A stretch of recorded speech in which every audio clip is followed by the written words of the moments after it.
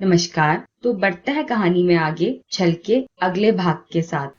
अधिराज वहां पहुंच गया था जहां उस वेटर को रखा गया था। अर्जुन वहां पहले से ही मौजूद था। अच्छे से खातिरदारी हो चुकी थी उसकी। लेकिन अधिराज के वहां दाखिल होते ही सामने बैठा वो वेटर डर से कांपने लगा था, जैसे वहां अधिराज नहीं बल्कि एक खौफ दाखिल हुआ हो। और अब वो झटके से अधिराज के पैर पकड़ रोते हुए ही कहता है, माफ कर दो मालिक, माफ कर दो। मैं पैसों के लालच में अंधा हो गया और ये सब कर बैठा। वो बृजमोहन ने ये हमला करवाने के लिए कहा था, जिसमें सुमंत साहब ने वो बंदूक दी थी मुझे। उन्होंने कहा था कि यहाँ होटल की रसोई के फ्रिज में गन रखी है और उन्होंने ही मुझे अंदर आने में मदद करी और कहा कि अवध राजपूत पर गोली चलानी है कि जिससे आप पर सवाल उठे। आप जो खुद अपने समारोह में शामिल मेहमान की रक्षा नहीं कर सकते तो क्या कुछ कर पाएंगे। और अवध राजपूत को मारकर वो दूसरे पार्टी अध्यक्ष चुनेंगे जो उनके मुताबिक काम करेंगे, या वो बृजमोहन के साथ मिलकर कोई नई ही पार्टी बना लेंगे। और आज का दिन एक अच्छा मौका था अवध राजपूत को मारने का और आपको बदनाम करने का। मुझे माफ कर दो साहब। वो अधिराज के पैरों में गिरकर फूट फूट कर रो रहा था। लेकिन आज फिर अधिराज के सब्र को आजमाया गया था। अधिराज बिना कुछ कहे गुस्से में वहां से बाहर निकलने लगता है कि तभी उसके सामने दादा सा आकर उसको रोकते हुए कहते हैं, आज नहीं अधिराज, अभी वक्त बहुत नाजुक है। घर पर बेटी की शादी है। इस वक्त गुस्से में कोई कदम नहीं उठाया जाएगा। आज वैसे ही बहुत कुछ हो गया है। भूषण बहुत अच्छा इंसान है, लेकिन आज उसकी बेटी पर बात आई है तो भी हमारे लिए पहले वो जरूरी है। अगर अभी कुछ किया तो आज की ही तरह कुछ और होगा, जो मौली की शादी के लिए बिल्कुल ठीक नहीं। मौली की शादी हो जाए उसके बाद मैं खुद इस मामले में एक्शन लूंगा। सिर्फ राजनीति से दूर हूँ, भूला नहीं हूँ। आज बात राजनीति से परिवार पर आई है, वो भी अपने ही साथी ने पीठ पर छुरा घोंपा है। अवध, मौली की शादी होते ही सभी विधायकों और सांसदों की बैठक बुलवाओ। जिन्होंने पीठ पर वार किया है उन्हें जवाब सामने से मिलेगा। सरकार गिराकर नई पार्टी बनाना चाहते हैं ये, तो अब इन्हें पार्टी बनाने की पूरी छूट दे देते हैं। बहुमत हमारे पास है, तो किसी के बाप में इतनी हिम्मत नहीं कि हमारी सरकार गिरा दे। बाकी कुछ लोगों को अब उनकी औकात याद दिलाने का समय आ गया है, क्योंकि ऐसे घटिया लोग हमारी पार्टी में रहे तो ये सब डुबा देंगे। कि तभी अब अधिराज गुस्से से उस वेटर के पास आकर उसको कॉलर से पकड़ उठाते हुए कहता है, तू कान खोलकर हमारी बात सुन ले। अभी जो जो तूने बताया, अगर उस बात से तू जरा सा भी मुकरा तो जो बंदूक अवध काका पर तानी थी ना, वो माथे पर रख तेरे सिर पर चढ़ा लालच का सारा खुमार उतार देंगे। तो मुकरने के बारे में सोचना भी मत। पर अब अर्जुन उसे अधिराज से छुड़ाते हुए कहता है, छोड़ दे अब इसे, ये मेरी कस्टडी में रहेगा। इसका बयान दर्ज कर कोर्ट में पेश किया जाएगा। इसने एक राजनेता पर हमला किया है तो लंबा जाएगा। बाकी जिस जिसके इसने नाम लिए हैं उनके खिलाफ भी कार्रवाई होगी। मेरी टीम आती ही होगी, इसके आगे हम देखते हैं। बापू साहब, हमें भी चलना चाहिए। वह क्या हालात है कुछ नहीं पता। वैसे ही इतना कुछ हो गया, अब आगे कुछ खराब ना हो उसके लिए भूषण जी से आज के लिए माफी तो मांगनी होगी। आप साथ रहेंगे तो हिम्मत रहेगी।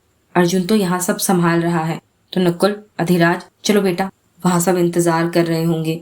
और अवध जी, आप भी चलिए। नहीं भाई साहब, आप लोग जाइए। वैसे ही त्रिशा आज बहुत कुछ ऐसा कह गई जो उसे नहीं कहना चाहिए था, पर बस मेरी फिक्र में वो सब कह गई। वरना ये तो आप भी जानते हैं कि दिल की बुरी नहीं है वो, बस परेशानी में वो सब बोल गई।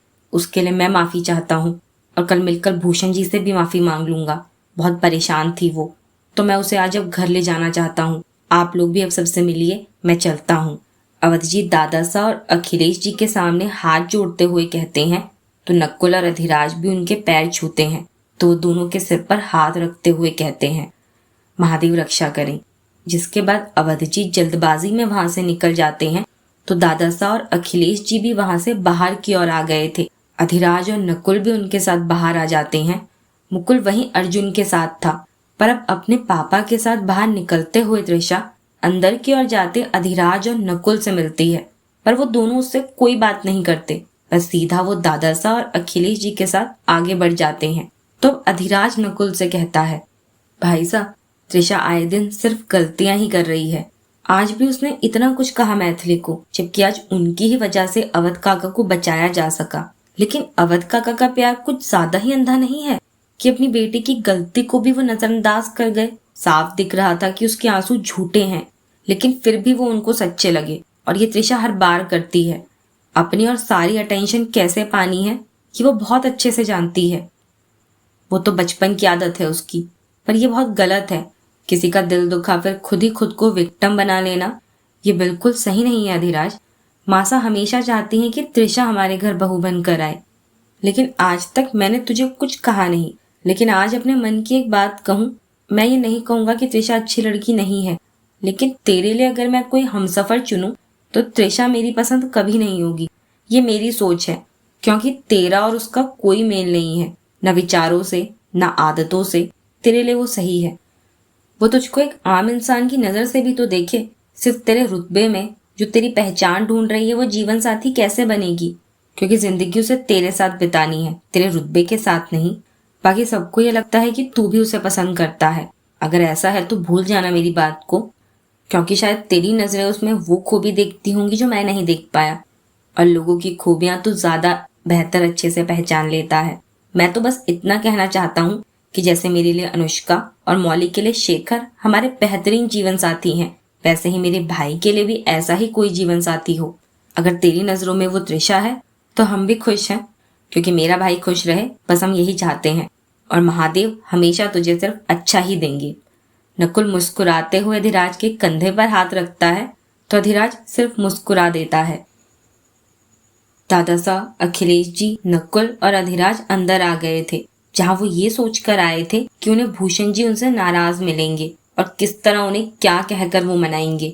वहीं अंदर आते ही उन्हें तो महफिल सजी दिखती है, जहां सभी एक साथ खाने की टेबल पर थे और उन लोगों का ही इंतजार कर रहे थे। मैथिली भी वहीं मौजूद थी। शेखर ने उसकी बैंडेज कर दी थी और सभी खाने का भी इंतजार कर रहे थे। लेकिन मैथिली भूषण जी के पास उनके कंधे पर सिर रखकर बैठी हुई थी। लेकिन उसे इस तरह चुप बैठा देख नकुल शेखर से कहता है, शेखर, मैथिली को देख लग रहा है कि उसे अभी भी दर्द हो रहा है। शायद मेज से काफी जोर से सिर पर लगी है। तो एक काम करते हैं, हॉस्पिटल ले चलते हैं मैथिली को, एक बार सिटी स्कैन करवा लेते हैं। कोई दिक्कत होगी तो पता चल जाएगा। ऐसी कोई बात नहीं है भाई साहब, ज्यादा नहीं लगी है, मैंने बैंडेज कर दी है।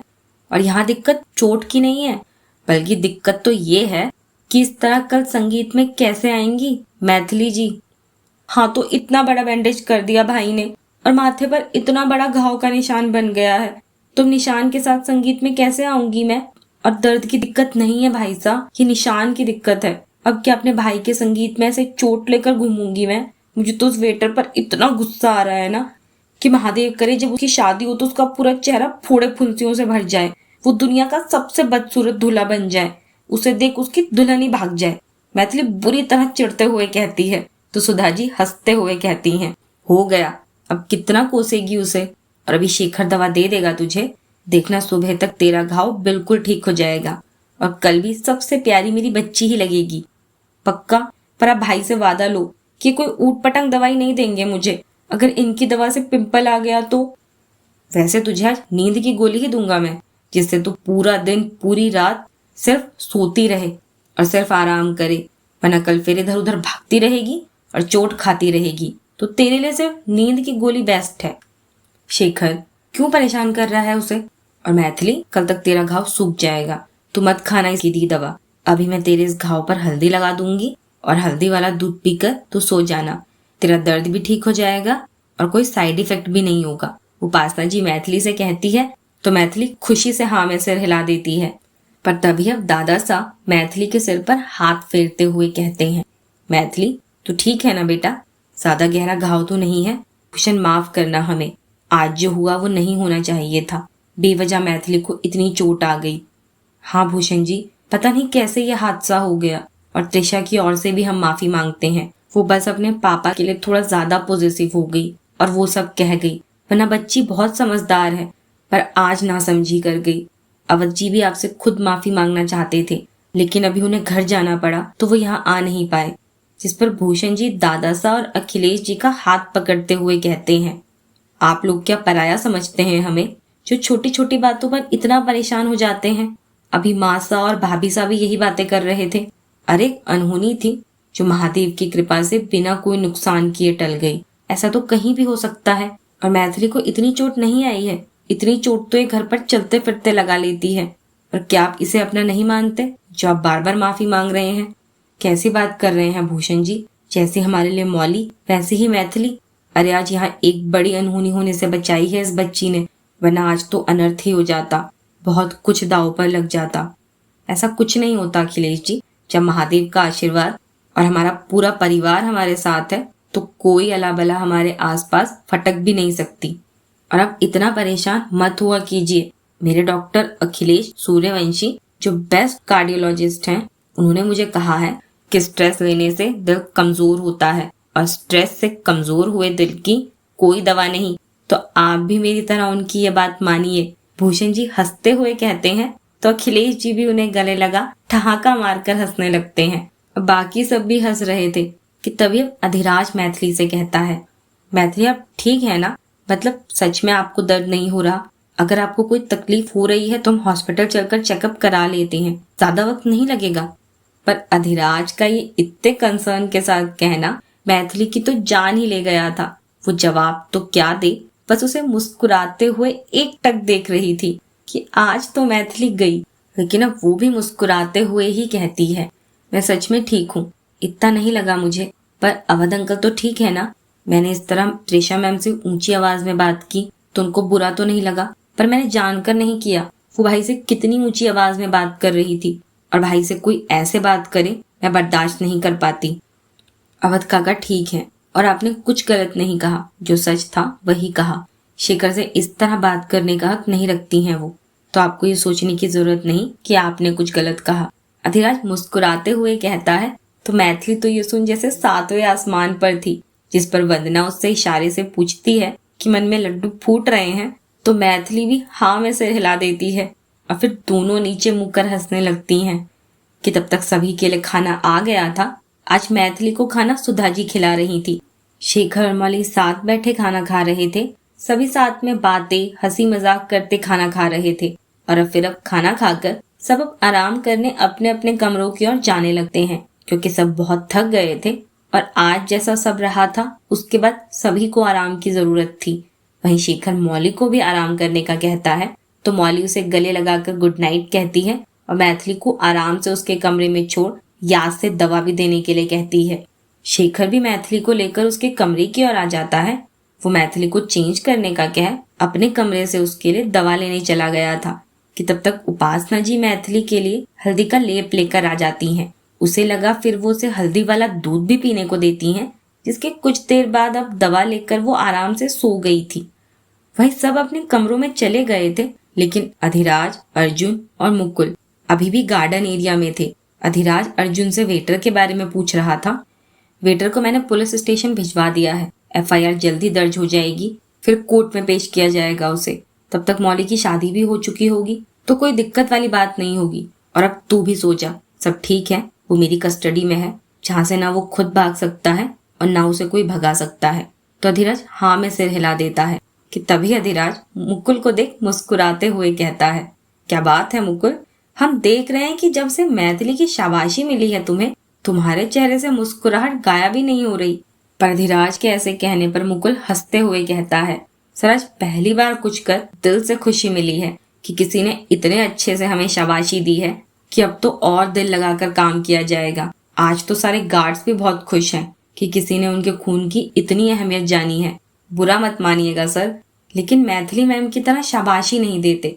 आज तो ऐसा लग रहा है जैसे कोई अवार्ड मिला हो मुझे, वैसी खुशी महसूस हो रही है। तो ये मुस्कुराहट भी उसी की है कि तभी अब अर्जुन हंसते हुए कहता है, मुकुल कहीं तुम अपने अधिराज सर की जगह मैथिली मैम को तो नहीं देना चाह रहे ना? कहीं उनकी कुर्सी पर अब तुम मैथिली मैम को बैठा देखना चाहते हो? अगर ऐसा हुआ अधिराज तो मौली की शादी तो तुझे ही बहुत भारी पड़ जाएगी। बहन भी विदा और कुर्सी भी विदा। देख ले, मुकुल के इरादे कुछ ठीक नहीं लग रहे मुझे।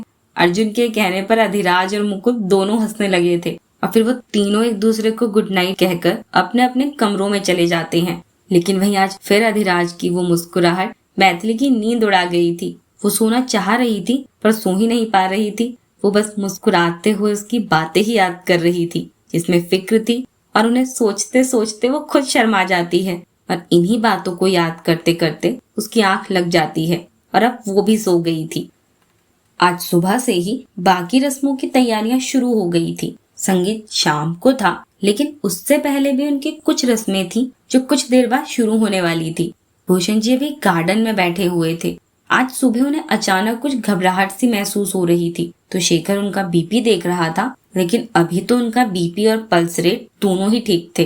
तो शेखर अपना स्टेथोस्कोप अपने कान से निकालते हुए कहता है, अभी तो आपका बीपी ठीक है पापा, लेकिन मैं परसों से देख रहा हूँ आप बिल्कुल आराम नहीं कर रहे हैं। इसी वजह से आपको थकान हुई और फिर घबराहट महसूस हुई होगी।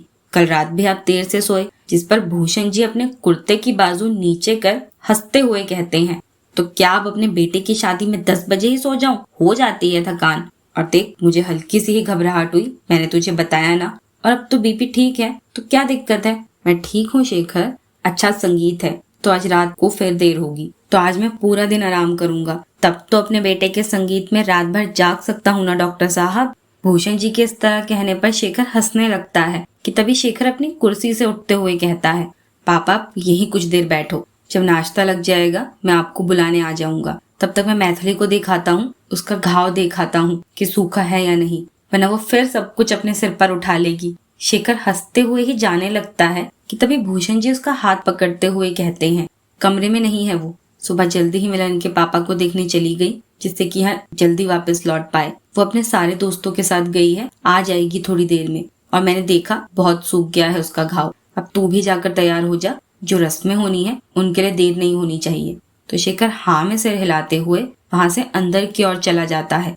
अभी कुछ देर ही बीती थी शेखर को गए हुए कि तभी मैथिली वापस लौट आई थी। भूषण जी ने उसे देख लिया था तो वो उसे अपने पास ही बुला लेते हैं, लेकिन इस वक्त वो अकेली थी, तो वो मैथिली को अपने पास बुलाकर बैठाते हुए कहते हैं, मैथिली तू तो सबके साथ गई थी और अकेले वापस आ रही है, बाकी सब कहाँ है? और गोपाल की तबीयत कैसी है अब? पर मैथिली बहुत उदासी से कहती है, सब मिलन के पास हैं पापा। मिलन ने हम परेशान ना हो इसलिए कल झूठ बोला था कि अंकल ठीक है, जबकि वो हॉस्पिटल में है। इस बार भी उनकी कंडीशन बहुत खराब है, वो फिर किसी को नहीं पहचान रहे। इस बार तो मिलन को भी नहीं, अभी भी वो किसी को नहीं पहचान रहे थे, बहुत पैनिक थे। और डॉक्टर्स कह रहे हैं कि आगे उनकी हालत और भी खराब हो सकती है। उसके घर पर सब परेशान है, आंटी का रो रो कर बुरा हाल था।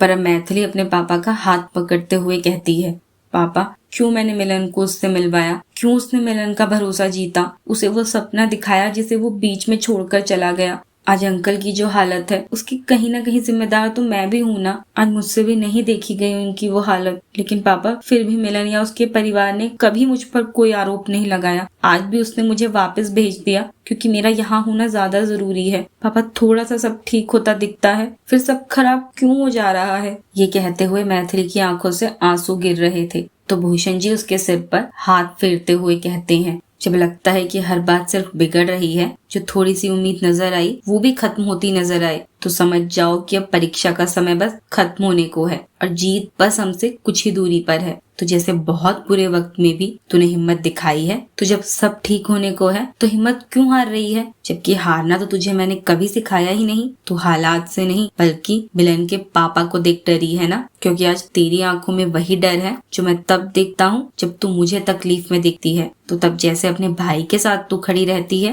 वैसे ही हिम्मत से मिलन के साथ भी खड़ी रहे। गोपाल ठीक हो जाएगा, उसका सदमा बहुत गहरा है, तो वो वक्त तो लेगा ही ना ठीक होने में। निराशा और नाउमीदी के साथ जीना बहुत मुश्किल होता है। उसने अपने बेटे को तड़पते देखा है, खुद बर्बाद होते देखा है। एक बाप के लिए इससे बुरा समय कोई नहीं होता जब उसका लायक बेटा उसकी आंखों के सामने बेबस और लाचार हो जाए। और हर बार इस तरह सारा दोष खुद के सिर पर लेकर क्यों बैठ जाती है तू? हाँ ठीक है, गलती हो गई तुझसे, जिसका पश्चाताप करते मैं आज तक तुझे देख रहा हूँ। तू कर अपनी गलती को ठीक, लेकिन अपनी बेटी की आंखों में आंसू मैं नहीं देख सकता। तुझे मिलन के लिए जो करना है वो कर, लेकिन उसके लिए मैं तुझे खुद को तकलीफ देने नहीं दूंगा। अगर तू ऐसे ही आंसुओं के साथ फिर मेरे सामने आई तो मैं तुझे यहाँ रहने नहीं दूंगा। तू वापस मुंबई लौट जाना, मैं स्वार्थी बन जाऊंगा, फिर चाहे तेरी और सबकी नजर में बुरा बाप भी बन जाऊं, लेकिन तुझे ये आंसुओं के साथ मैं नहीं देख सकता। कि तभी मैथिली अपने आंसू साफ कर उनके गले लगते हुए कहती है, पापा कैसी बात कर रहे हो आप वर्ल्ड के बेस्ट पापा हो, आप जो कहोगे, जैसा कहोगे, मैं आंख बंद करके उस फैसले को अपना सकती हूँ। आपका फैसला मतलब महादेव का भेजा फैसला है मेरे लिए, तो मैं क्यों आपको बुरा कहूंगी? मैं ऐसा सपने में भी नहीं सोच सकती। तो फिर ऐसा कभी मत कहना। जिस पर भूषण जी हंसते हुए कहते हैं, कभी नहीं कहूंगा, लेकिन तब जब तू मेरी सब बात मानेगी। आजकल बहुत मनमानी करने लगी है। कल चोट लगा ली खुद को और आज ये आंसू लेकर बैठी है। अगर चाहती है कि मैं तेरी बात मानूं तो पहले मेरी बात मान। जल्दी से अपने आंसू साफ कर और मेरी बेटी की वही प्यारी मुस्कान लौटा मुझे। और चिंता मत कर, गोपाल बहुत जल्द ठीक हो जाएगा। और अब तो मिलन भी अपने सपने को पूरा करने की ओर बढ़ रहा है। जैसे ही वो सफल होगा तो बाकी सब भी ठीक हो जाएगा। तो जल्दी से आंसू साफ कर अपने। जिस पर मैथिली अपने आंसू साफ कर मुस्कुराने लगती है कि तब तक उन्हें वेटर अंदर डाइनिंग एरिया में ब्रेकफास्ट के लिए बुलाने आ जाता है। तो भूषण जी मैथिली को अपने साथ लेकर डाइनिंग एरिया की ओर जाने लगते हैं।